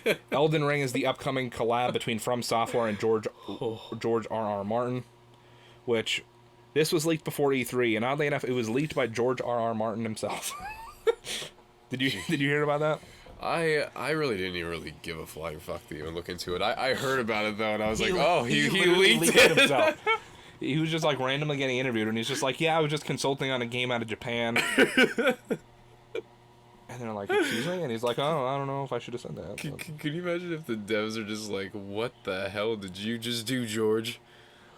George. Fuck. It's probably what they said when they heard that interview. Probably. Ori and the Will of the Wisps is coming in February 2020. Sounds like Jeff Hardy. Will-o'-the-wisp. Star Wars Jedi Fallen Order gameplay shows off AT-ATs or ATs, whatever you prefer to say. Which we were talking about that earlier with Star Wars. It was a different demo from the EA one, but it basically got the same just across. But guys, the Borderlands 3 trailer features a middle finger. Oh boy. Woohoo. Borderlands 3 trailer features Lilith's middle finger. A new Borderlands 3 trailer sounded the horns on Commander Lilith in the fight of the Sanctuary. A free Borderlands 2 DLC that you can download for free right now that sets up the story of the forthcoming sequel. We got to see even more sweet footage of the 4 new Vault Hunters kicking all kinds of behind, which you can do yourself when Borderlands 3 launches September 13th. Bleeding Edge reveal trailer shows off 4v4 bouts. Another pre-E3 leak gave away the surprise of Bleeding Edge, a 4v4 multiplayer brawler from Ninja Theory. A brawl for a technical alpha launching June 27th. Will be playable, so should find out more about it then. Minecraft Dungeons is a blocky Diablo. We already knew about this new game from Minecraft creators with named Minecraft Dungeons, but a new gameplay trailer showed off some very Diablo-esque adventuring in a nice symmetric perspective with support for 4-player co-op, and it launches spring 2020. Psychonauts 2 gameplay shown, and Microsoft acquires Double Fine Studios. Double Fine Productions has long been an indie star, but now it's part of Xbox Game Studios. Good old Tim Schafer unveiled a new Psychonauts 2 gameplay trailer featuring the return of Roz, all of the favorite camp counselors, and even the nefarious Dr. Loboto, who seems to have a mindscape full of creepy teeth. Well, these are Psychonauts, though, so hey. And a brief look at the new big bad, a Cruella de Vil-looking lady. Get froggy with the return of Battletoads. I heard people weren't very happy with this art style. Battletoads reboot is looking like some good old-fashioned beat-em-up action with a lovely new coat of paint. Rash, Pimple, and Zitz look great in a new Battletoads hand-drawn animation style, and of course it'll support 3-player couch co-op. No release date, but it's coming to Xbox Game Pass at launch. Wow. You know, hearing the news about Battletoads gets me excited to see when Frogger will be remastered. Because I never got into Battletoads, but hey, got a new fresh coat of paint. I heard a lot of shit about the Battletoads thing from my friends, but I don't play Battletoads, so yeah, it's whatever. Phantasy Star Online 2 is coming westward in spring 2020. The Outer Worlds release date is set for October 25th, and a new trailer featured some heavy Fallout meets Borderlands vibes. Blair Witch is a new first-person horror game from Bloober, the studio behind Layers of Fear, using camcorder mechanics akin to the classic film. It also features a dog named Bullet, and we hope we can pet him, and launches on August 30th. And ironically, this is like the 20-year anniversary of like the Blair Witch Project. I'm pretty sure late 99 it came out. Not too sure, but it's definitely around the 20-year anniversary, so that's pretty cool. Nice. RPG Time: The Legend of Wright is a cute-looking RPG with a notebook pencil sketch aesthetic and a backdrop made to look like an actual desktop covered in cardboard doohickeys. It launches in 2020. Microsoft Flight Simulator is making a surprise comeback on Xbox One and PC. Yo, it looks incredible. It does. Graphically, it looks amazing. Incredible. I thought it was real life at first because I didn't see the video when it started playing, like the title. I was like, what the hell is this? Age of Empires 2 Definitive Edition brings back the classic PC RTS with 4K visuals, remastered audio, and a new campaign called The Last Cons. It launches this fall. I miss Age of Empires. That needs to come to PlayStation or something, because I missed that game. Wasteland 3 had a goofy new trailer with all kinds of mayhem happening in the snowy Colorado Springs. Lego Star Wars The Skywalker Saga wraps all 9 films in the mainline Star Wars series into one new game, all branded with the Lego series trademark goofy humor, coming in 2020. Dragon Ball Z Kakarot revisits the classic Vegeta saga and Frieza saga with more behind-the-back fighting in line with the Xenoverse games. It was formerly known as Dragon Ball Game Project Z and will be launching early 2020. 12 Minutes is a cerebral murder mystery made by Luis Antonio and published by Annapurna. It features a man trapped in a time loop and trying to solve a mystery before he and his wife are harmed. It's coming in 2020. Way to the Woods, the adorable-looking game starring 2 deer exploring the urban environments of Japan, showed off a new trailer and will be coming to Xbox Game Pass. Dying Light 2 got a new cinematic trailer highlighting the conflict between humans and zombies, featuring an infected character named Aiden. Dying Light 2 launches spring 2020. Dude, I realize that there's a lot of games. Spring 2020 is going to be a struggle for me, because like for the what games it seems I want like is all it's in like spring.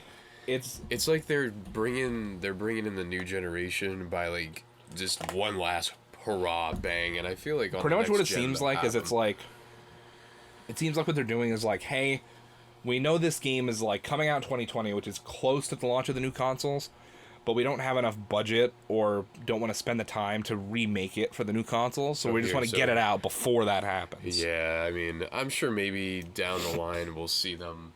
I mean, they're all going to be backwards PS compatible. Yeah, but so that's probably the incentive. Forza Horizon 4 LEGO Speed Champions expansion launches on June 12th, so that is yesterday at the time, or 2 days ago at the time of recording.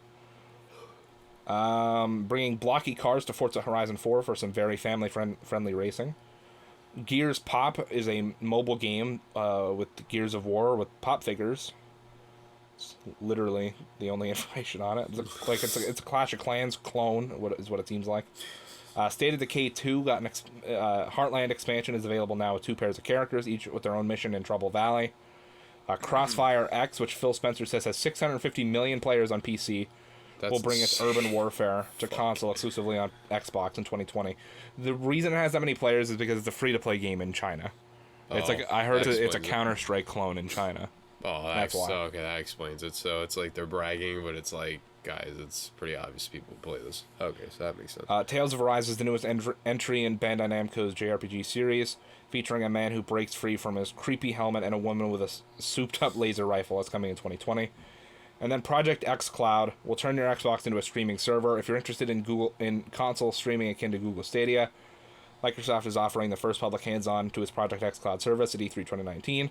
Come October, you'll be able to turn your Xbox One into a server that lets you play games on a variety of devices where your play is now entirely your choice. Which is Said what Xbox we boss Phil talked Spencer. about with Sony and Microsoft doing their cahoots against Stadia. I think people were assuming that like this would be a service that you could buy separately on its own, that like if you didn't own an Xbox you could just stream an Xbox game to like your mobile phone, you know what I mean? That's probably where they're going. But as of right now at least, it's just going to act exactly like Remote Play does with PS4. So you have to have an Xbox for it to work. You have to have an Xbox and have it set up to your account, and then you can play it on your mobile phone, your computer, things like that. Your doohickey. But yeah, I gotta admit so that was that E3, almost 2 hours of E3 information. That was the longest episode we will probably, hopefully, ever make on this, because that's a long period of time to cover. But we tried our best, and we went over everything with almost a fine-tooth comb, practically. Yeah, Except for the and games that we had was no idea just about. that was pretty much just the conferences too. That was That's not just even the counting like the stuff that conferences. happened outside of that, other than CTR. But I gotta say, though, my most hyped game coming out of E3, which ironically launches in spring 2020, like all these other bangers, is Zombie Army 4 Dead War. This game came out of nowhere, and the trilogy was a smash hit. Now, the Zombie Army trilogy, made by the Sniper Elite people, is literally more popular than Sniper Elite. So that's pretty cool. So that's coming out. So that is my go-to game from this whole thing, besides the CTR stuff, because that was insane. in terms of the games I'm most excited about, I'm excited for Avengers, but I'm a Marvel shill, so of course. I'm excited for Cyberpunk because it looks cool. Dying Those are Light 2 is definitely my gonna be big two. cool. Dying Light 2 is going to be awesome. The Watch Dogs will be fun. Rainbow Six Quarantine. That'll be fun, hopefully. So that's gonna be fun. SpongeBob yeah, definitely- Battle for Bikini Bottom. That technically wasn't at remastered. E3, but yeah, we talked about that Yep.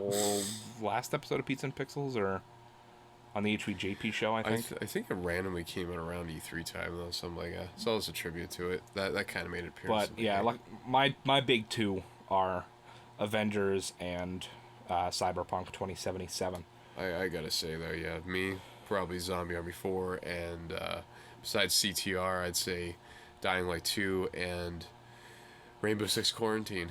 That would probably be my top three. But damn, it's gonna be good for 2020, man. The last hurrah before the new consoles come out, so it's gonna be interesting. It'll be interesting to see, and I'm sure E3 is going to be focused on a lot of next-gen stuff next year, so that'll be exciting. Hopefully we'll see Sony come back for that, Exactamundo. because I'm not going to lie, E3 was, even like, though we did get a lot of good game announcements, E3 was just really boring without PlayStation, in my opinion. Yeah, it was pretty. See, I That's usually go coming, with the though, from a PlayStation so fan, admittedly. I wanted to see something from PlayStation, but Because of We'll course, be like getting if we're more not later getting in the year, stuff, so. I mean, obviously there was multi-platform stuff, but if we're not getting stuff announced specifically for the console that we mainly play on, then there's really there's you a know, certain level of disinterest automatically. Yeah, automatically, there's like a void that's not there. And if PlayStation was there, I'm sure this episode would be like 2.5 hours. So it's interesting. I mean, the reason they're not there is because they don't have anything to show. They have So it nothing to makes show, sense. so we'll be getting that later in the year. So we could forgive them for that. But with that being said, guys, thank you so much for tuning into this special long down. episode of Pizza and Pixels. Of course, this is the show where JP and I order a pizza, talk about video games until that pizza shows up. And it goes live every other Saturday at noon Eastern on youtube.com/HexxedPhenom and on podcast services around the globe, places like Spotify, Apple Podcasts, Google Play, really any podcast service of your amusement. And let us know down in the comments on YouTube, what games are you guys excited for that got announced at E3? There's a lot of options, so we're kind of curious. I'm really, really curious to see what's going to happen. We're curious, but with that being said, guys, thank you so much for tuning in. And until next time, another one bites the crust.